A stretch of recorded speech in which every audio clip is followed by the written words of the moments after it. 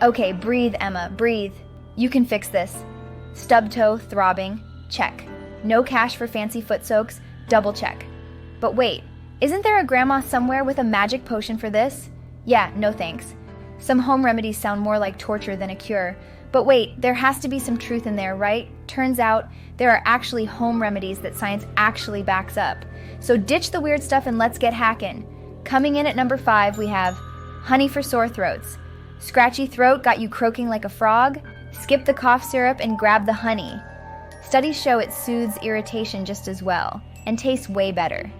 At number 4, ginger for nausea. Feeling queasy? Ginger's your new BFF. Hot ginger tea or a few slices can settle your stomach like a charm. Science says it interacts with your nervous system, calming that nausea down. Holding steady at number 3, salt for canker sores. Those pesky canker sores can be a real pain, but here's a quick fix. A salt rinse. The salt helps reduce the swelling and disinfects the area. Just be careful, it can sting a little. And coming in second place is apple cider vinegar for acne. Breakouts got you down? Apple cider vinegar might be your knight in shining armor. Diluted with water, it can help unclog pores and balance your skin's pH. But remember, a patch test is a must. And at number 1 is honey and lemon for coughs. That stubborn cough just won't quit?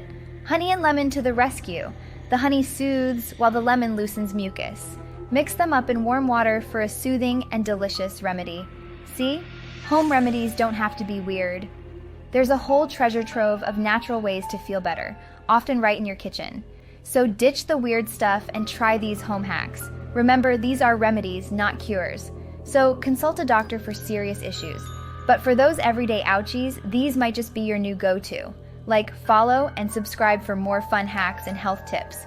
And if you have your own favorite home remedy, leave it in the comments. Let's share the knowledge, people.